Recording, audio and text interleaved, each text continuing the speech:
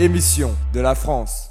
On va regarder en ce moment un témoignage qui va vous montrer que vous qui êtes malade, vous qui avez une maladie incurable, que ce soit une maladie spirituelle, que ce soit une maladie, je peux vous dire, peu importe la situation, peu importe les tracas, peu importe ce que vous êtes en train de vivre, vous allez pouvoir avoir une certitude, une assurance après ce témoignage, parce qu'elle a prié pour son fils. Elle a prié pour son fils qui avait des crises d'épilepsie et que beaucoup de gens croient que c'est une maladie incurable. Oui, là où c'est impossible à l'homme, c'est possible à Dieu. Est-ce que vous voulez venir lui faire confiance? Mais regardons d'abord son témoignage et nous allons revenir pour la suite de cette émission.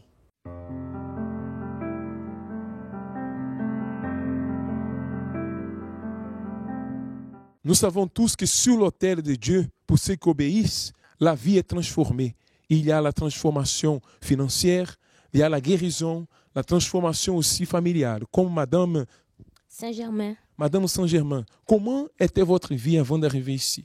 Détruite. Il y avait beaucoup de problèmes de santé au niveau de mes enfants, en fait. Et en fait, il n'y avait pas de vie. J'ai bagarré souvent avec leur père. C'était toujours dispute, tout ça. Il n'y avait rien qui marchait, en fait.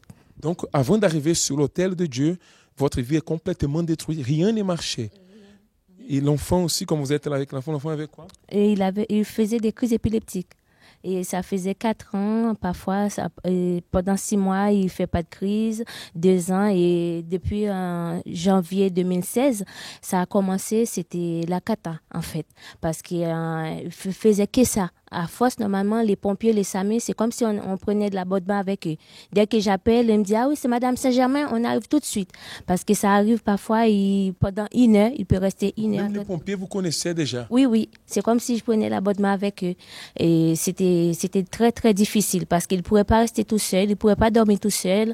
J'étais obligée à chaque fois de l'esclave de laisser tomber mon travail, tout, en fait. Qu'est-ce que vous avez fait pour que cette situation change?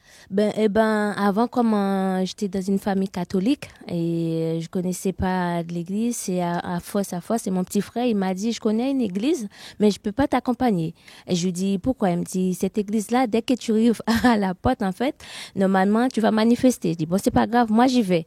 Et quand je suis arrivée ici, je commence à écouter les paroles, tout ça, et c'est arrivé au même moment, campagne d'Israël. Comme c'était la première fois, je me suis renseignée, je dis, bon, je vais me lancer. J'étais trop fatiguée, je dis, il faut que je trouve une solution. Dites-moi une chose, cette souffrance a duré combien de temps? Ça a duré, en fait, le plus dur, c'est pendant 1 an.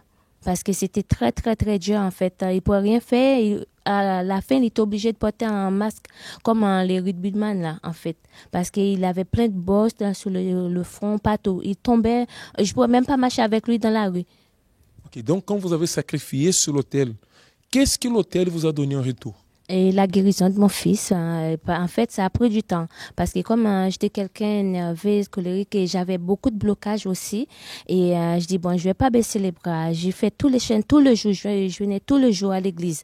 Je dis, je vais persévérer parce que j'ai regardé les témoignages. Je dis, si Dieu, il l'a fait pour les autres, il peut faire quelque chose pour moi. Alors, il faut que je continue. Je dis, bon, je vais persévérer. J'ai prié. Et je vois que ça commence à baisser. Et là, il n'y a plus rien. Vous avez sacrifié aussi pour qu'il soit guéri? Oui. Et aujourd'hui, comment il va? Est-ce qu'il tombe encore avec les crises d'épilepsie? Non, il ne tombe plus. Parce que même lui, il en avait marre. Un jour, il m'a dit, maman, franchement, j'en ai tellement marre parce que Nickel l'avait mis sur un régime cétogène. C'est très dur pour lui. Il m'a dit, j'ai envie de prendre un couteau pour me tuer. Lui, il a dit ça? Oui. Il a dit, j'ai envie de mourir parce que c'est trop dur. Parce que cet régime, c'était tellement dur. Même le pain, je ne pouvais pas lui donner. Il me dit, j'en ai marre, je ne peux rien manger, je ne peux rien faire. On ne pourrait pas sortir à chaque fois. Même dans le métro, parfois les trams, normalement pour venir à l'église, parfois ils tombent. C'est la honte. Je dis, oh mon Dieu, pourquoi mon fils il doit continuer à être humilié comme ça? Je dis, c'est pas possible. Je dois trouver une solution. Donc aujourd'hui, ça a changé.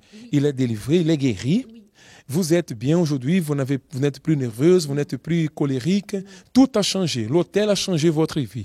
Vous voyez que quand la personne, elle obéit à la voix de l'homme de Dieu qui sort de l'autel, la situation change. La situation de cette dame qui est là a changé.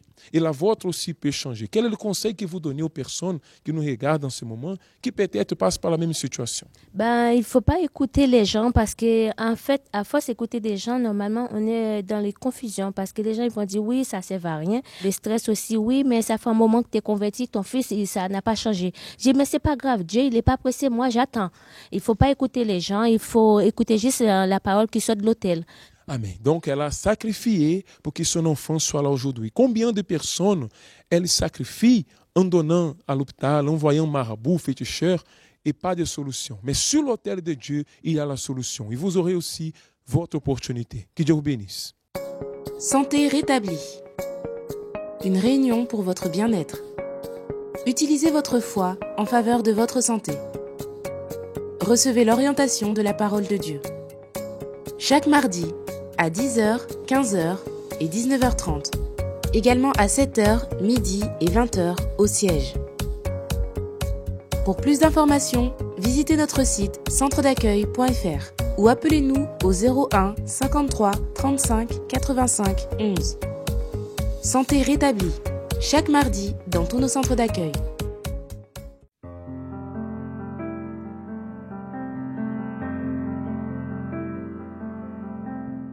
Bonjour à tous, bienvenue dans votre émission de France. Vous qui nous regardez au quotidien depuis les dom-toms, depuis la province, en Île-de-France ou partout ailleurs dans le monde. Nous sommes venus vous apporter cette parole de vie. Et comme vous avez pu le remarquer dans le témoignage de Madame Saint-Germain, vous avez vu qu'elle a participé à la campagne d'Israël, aux chaînes de prière, mais ce n'est pas le centre d'accueil qui attribue cette guérison. On attribue cette guérison à travers la foi de cette dame qui a manifesté à travers les Saintes Écritures qui disent « Je suis l'Éternel qui te guérit ». Dieu le confirme, Dieu l'affirme à travers sa parole que c'est lui qui nous guérit. Là où les docteurs ne peuvent pas, là où les docteurs sont limités, alors c'est là où Dieu intervient. Regardez, elle était obligée de porter un casque. Elle était de faire porter un casque à son fils pour qu'elle puisse avoir une certaine, je peux dire, un petit apaisement, une petite sensation de sécurité. Mais le problème était toujours là. Le problème n'était pas résolu. Mais quand elle est venue au centre d'accueil, elle a pu résoudre ce problème. Elle a pu résoudre cette situation. Alors vous qui êtes malade, peut-être vous êtes alité à l'hôpital ou à la maison, où on vous a déclaré que vous avez une maladie incurable et aujourd'hui ça vous a effondré, ça vous a rabaissé, ça vous a donné, je crois même que vous vous êtes découragé et que vous ne voulez même plus travailler, vous ne voulez plus rien faire. Moi je vous dis, appelez ce numéro, le 01 53 35 85 11. Je répète encore le 01 53 35 85 11. Et là, vous aurez une personne au bout du fil qui pourra vous orienter, qui va vous conseiller, qui va vous donner de la force, oui, de la force, je dis bien, parce qu'il va vous transmettre cette foi, il va vous transmettre cette certitude qu'il y a la guérison pour vous, que ce miracle peut s'accomplir. Mais est-ce que vous-même vous croyez? Alors si vous croyez, ne tardez pas, appelez ce numéro et il y aura une personne qui va décrocher. Et même si ça ne décroche pas, vous n'allez pas vous abattre. Vous n'allez pas dire que non, j'abandonne. Insistez, parce que c'est la persévérance qui va vous faire aller de l'avant. On va regarder le témoignage de Ketsia et cette jeune fille qui est arrivée aussi malade, qu'on n'arrivait pas à découvrir quel est le problème qu'elle avait. Mais à travers sa foi, elle a pu surmonter, elle a pu persister. C'est pour ça que je vous ai dit, insistez, persistez, persévérez. Et là, vous allez voir la main de Dieu dans votre santé.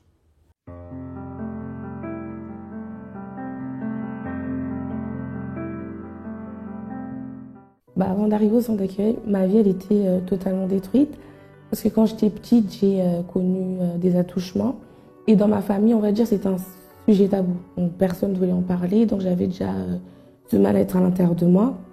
Et aussi, j'étais quelqu'un qui faisait beaucoup de cauchemars dans la nuit. Au début, j'en parlais à mes parents, mais quand j'ai grandi, je me disais, ça devient même... c'était une honte au fait de tout le temps dire, j'ai pas pu dormir parce qu'il y avait ça. Et à l'intérieur de moi, ça a mis vraiment une angoisse. Et quand j'ai grandi, je suis devenue une adolescente très, très rebelle, Je supportais plus du tout l'autorité de personne, pas à l'école, pas à la maison. Je voulais vivre, en fait, selon moi. Donc, tout ça a causé à l'intérieur de moi une maladie qu'on n'arrivait pas à trouver. On disait que c'était un problème de cœur, mais on ne savait pas exactement c'était quoi. Je me suis par exemple retrouvée une nuit en train de faire des examens à l'hôpital sans savoir vraiment ce que c'était. Elle provoquait des palpitations, par exemple, je ne pouvais pas rester debout pendant longtemps, je ne pouvais pas vivre une vie de jeune que je voulais vivre parce que j'étais constamment fatiguée, je faisais des crises. Une fois, je suis tombée, j'ai perdu connaissance. Du fait que j'écoutais personne, dans ma famille, ça n'allait pas parce que ma mère, c'est plutôt une personne carrée. Et vu que je ne l'écoutais pas, ça n'allait pas du tout avec ma mère. Il n'y avait plus de communication avec personne dans ma famille. Faut dire aussi qu'on avait des problèmes financiers. On s'est retrouvés, nous tous, en train de vivre chez un membre de famille, sachant qu'on est 6 plus ma mère 7. Donc c'était pas du tout évident. Et toutes ces situations, ça rajoutait au fait le mal-être que j'avais à l'intérieur de moi. J'ai connu le centre d'accueil, ma mère avait été invitée dans la rue. Et après, elle nous a parlé du centre d'accueil, c'est comme ça que je suis arrivée au centre d'accueil. Déjà, j'ai commencé à écouter ce qu'on disait au centre d'accueil universel, les conseils qu'on donnait. J'ai commencé à écouter, au fait, tous les conseils qu'on donnait, les directions qu'on donnait. On m'a parlé de, par exemple, chaînes de prière. J'ai commencé à faire des chaînes de prière. J'ai fait ma première campagne Israël. J'ai vu que ça portait des fruits. Donc après, j'ai continué à faire mes campagnes Israël. Parce que je voyais des gens vraiment qui avaient une vie, on va dire, pire que la mienne, si je peux dire comme ça. Je me suis dit, si leur vie a changé, alors la mienne, elle peut aussi changer. C'était vraiment pour changer de vie. Aujourd'hui, ma vie, elle a changé. Déjà, je ne suis plus cette personne renfermée, cette personne angoissée. Aujourd'hui, à l'intérieur de moi, j'ai confiance en moi. J'accepte mon passé, mais il n'impacte plus mon présent ni mon futur. Dans les relations avec ma mère, ça a changé parce que j'ai décidé de me soumettre, parce que c'est ma mère, d'apprendre. Elle aussi, de son côté, elle a fait des efforts. Donc aujourd'hui, il y a une communication avec ma mère. On a une relation mère-fille. Aujourd'hui, plus du tout des cauchemars, plus du tout de cauchemars. J'étais quelqu'un aussi, je croyais tout ce qu'on me disait, mais aujourd'hui, pas du tout. Les gens, ils peuvent dire, voilà, ce qu'ils pensent. Je sais aujourd'hui vraiment qui je suis et à l'intérieur de moi, voilà, le changement a été fait. Par rapport à ma famille aussi, je disais qu'on vivait chez des personnes parce qu'on n'avait plus où vivre. Aujourd'hui, on a pu acheter notre appartement, on vit tous ensemble et voilà. La santé, on va dire la maladie, les médecins n'ont pas pu trouver ce que c'était. Voilà, mais aujourd'hui, plus aucun symptôme. Je peux faire, je vis, je fais ce que j'ai à faire, courir, sauter, vivre une vie, pas comme je voulais vivre avant, mais vivre une vie normale sans souffrir comme autrefois en fait. Le centre d'accueil universel, pour moi, c'était vraiment une nouvelle vie, c'était un nouveau départ. C'est là que j'ai appris à vivre en fait, la véritable vie que je croyais même plus possible pour moi. En fait. Si j'avais un conseil à donner, c'est possible de s'en sortir. Peu importe ce qu'on a connu, peu importe notre passé, c'est possible encore de changer de vie et de vivre une vie pleine, comblée, bénie, transformée. Le temps. On court tous après le temps. Le temps pour travailler, le temps pour rentrer, le temps pour encore travailler ou combien de temps il nous reste avant la fin de la journée. Le temps pour la famille, pour les amis. Le temps qui nous reste encore pour finir, pour rentrer, pour retravailler. Et le temps de comprendre qu'est-ce qui s'est passé. Le temps de comprendre pourquoi cela n'a pas marché. On court tous après le temps, mais prenons-nous le temps de respirer. La radio positive. Sélectionnez l'application et écoutez des messages positifs. Des musiques calmes, positives. Écoutez ce qui vous apaise.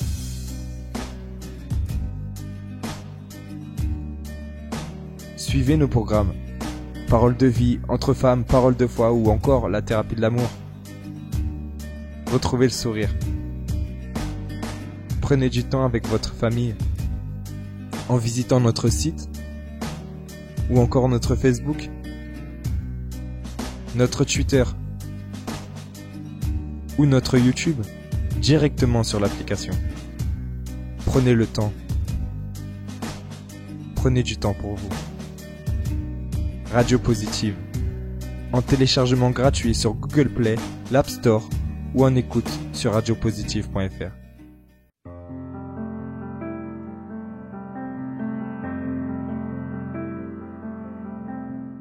Aujourd'hui, nous pouvons confirmer que Ketsia n'est plus malade parce qu'elle affirme, elle le dit, elle annonce, elle le témoigne. Et vous qui l'avez écouté, regardez cette situation. Allez à l'hôpital, allez voir le docteur, mais on ne découvre pas ce que vous avez. Et vous ressentez le mal, vous ressentez ces crises d'angoisse qu'elle était en train de vivre. Ce n'était pas une maladie qu'on disait qu'on peut guérir à travers des comprimés simples. Mais c'était une maladie qui venait et quand ça la prenait, alors elle était obligée de vivre avec. Mais non, vous n'êtes pas obligé de vivre avec ce problème. Vous n'êtes pas obligé de vivre avec cette situation. Vous n'êtes pas obligé de vivre avec le mode de vie que vous avez là en ce moment. Peut-être vous avez perdu votre travail à cause de votre santé. Peut-être vous avez perdu votre mariage à cause de votre santé. Peut-être vous avez perdu votre intimité à cause de votre santé. Peut-être vous avez perdu votre famille à cause de votre santé. Alors, il faut s'en sortir. Voici l'opportunité qu'on vous offre.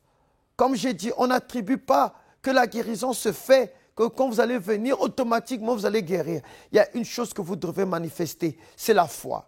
Parce que sans la foi, il est impossible de lui être agréable. Sans la foi, il lui est impossible de faire bouger sa main. Mais le juste vivra par la foi. Et c'est cette foi que nous sommes en train de vous annoncer en ce moment. Là où vous êtes, même vous pouvez être guéri. Et je le déclare, soyez guéris. Soyez guéris là où vous êtes. Vous croyez, vous allez faire les examens, vous allez voir le scénario sera différent. Parce que la guérison, elle se fait d'abord spirituellement. Elle se fait d'abord mentalement, ici, dans notre pensée. Et c'est là que le corps va suivre. Parce qu'on dit un esprit sain dans un corps sain.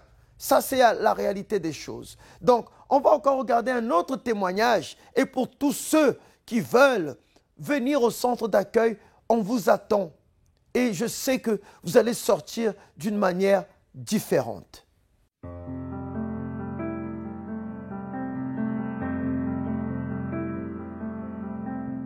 Mais j'avais plein de problèmes, des problèmes de santé, de maladies, des trahisons, plein de choses qui n'étaient pas bien. Ma vie n'était pas bien du tout. J'étais malade, je ne pouvais pas aller travailler, je ne pouvais rien faire. J'étais nerveuse, j'étais colérique. Par rapport à tout ça, le médecin m'avait dit qu'il n'y a pas de solution, il ne veut pas me soigner. Et tout ça m'a fait, mon mari m'a trahi aussi. Et sa famille aussi m'a trahi. Ça m'a fait devenir colérique, méchante. Vraiment, j'étais méchante. Je voulais me venger. Quand j'ai su tout ce qui s'est passé, je voulais me venger d'eux. Après, mon mari, il a perdu son emploi. Là, il a commencé à boire. Il a eu une maladie, un cirrhose du foie. Là, le médecin, il avait dit qu'il n'y avait rien à faire pour lui, que lui aussi allait mourir. Il n'y a pas de solution. Je suis arrivée au centre d'accueil, c'est ma soeur qui m'avait invitée. Quand elle a vu tous les problèmes que j'avais, elle m'a dit, il faut que tu ailles là-bas pour prier. Et moi, je ne voulais pas venir. J'avais dit non.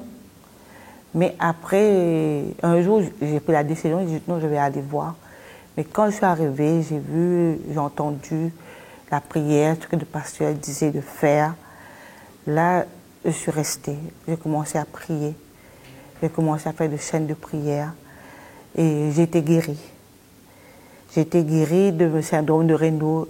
J'ai été guérie de la sciatique. Aujourd'hui, j'ai plus de sciatique. Aujourd'hui, je peux mettre des chaussures, je peux faire même en hiver, je sors et je travaille. Au début, je n'avais pas de travail du tout. J'ai fait le chaîne de prière de lundi. J'ai commencé à travailler petit à petit, j'ai avancé. J'ai fait la campagne Israël, j'ai fait Jeanne de Daniel. Et mon mari, il a trouvé la guérison aussi. Il est guéri aujourd'hui. Il est à l'église. Il va être baptisé. Après, en venant à l'église, j'ai entendu que le pasteur il a dit qu'il faut demander pardon. Qu'il faut demander pardon, c'était le Jeanne de Daniel. J'ai appelé les parents. J'ai demandé pardon. Parce que comme c'est vrai, j'avais la haine envers eux. que là, je me sens bien. Maintenant, je me sens bien. Je suis bien. Au centre d'accueil, maintenant, je suis très bien. Le centre d'accueil représente tout pour moi. Je n'imagine même pas un jour de partir du centre d'accueil.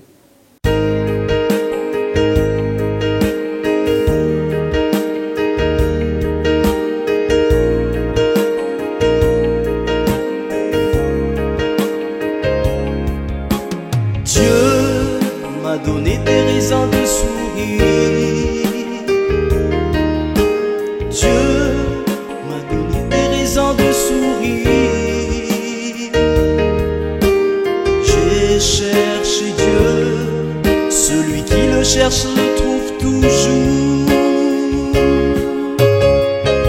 Mon tour est arrivé, j'ai des raisons de sourire. Quand le Seigneur a restauré ma condition, j'étais comme dans un rêve, la joie m'a envahi. Sur mes lèvres, un nouveau témoignage de Dieu. Beaucoup ont tenté de me décourager, beaucoup ont tenté de m'arrêter.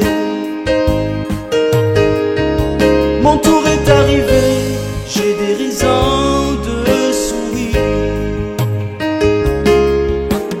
Dieu m'a donné des raisons de sourire. Dieu m'a donné des raisons de sourire. J'ai cherché Dieu, celui qui le cherche le trouve toujours. Mon tour est arrivé, j'ai des raisons de sourire. Dieu m'a donné des raisons de sourire. Dieu m'a donné des raisons de sourire. J'ai cherché Dieu, celui qui le cherche le trouve toujours. Mon tour est arrivé, j'ai des raisons de sourire. Mon tour est arrivé, j'ai des raisons de sourire.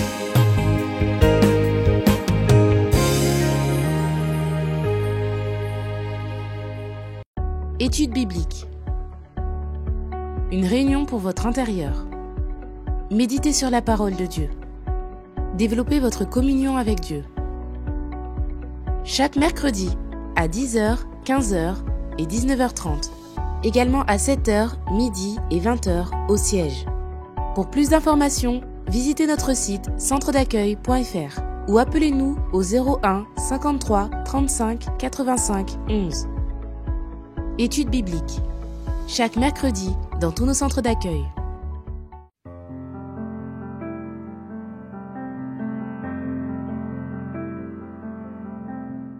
Alors, comme on disait tout à l'heure, peut-être vous avez perdu un travail, vous avez perdu votre famille, votre vie sentimentale, votre vie conjugale. Vous l'avez perdu à cause de la santé. Regardez le témoignage de Noélette, cette dame qui a perdu son travail à cause de sa santé. Son mari aussi a perdu son travail et il s'est mis à boire et il a attrapé la cirrhose du foie.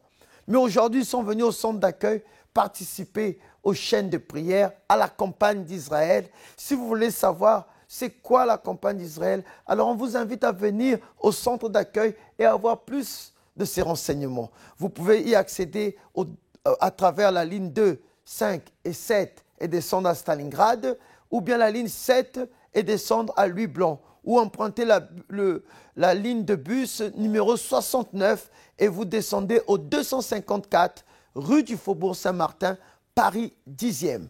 Et si vous voulez connaître le centre d'accueil le plus proche de chez vous, alors vous pouvez appeler le 01 53 35 85 11. Le 01 53 35 85 11. Et là, il y aura une personne qui pourra vous orienter vers le centre d'accueil le plus proche de chez vous et vous donner les horaires adéquats pour vous permettre de venir manifester votre foi. Alors, vous qui avez peut-être quelque chose, je peux dire, de difficile pour vous, c'est difficile. Mais pour Dieu, je peux vous dire, c'est très facile. Mais comment faire pour faire bouger la main de Dieu? Comment faire pour faire bouger sa main puissante pour qu'elle vienne vous toucher? C'est à travers la foi. Donc, c'est à vous de faire votre part. On vous invite, on vous attend ici dans notre siège national, ici à Paris, pour que vous puissiez venir utiliser votre foi et recevoir votre guérison. Je vous souhaite une bonne journée ou une bonne soirée de là où vous nous regardez et soyez bénis.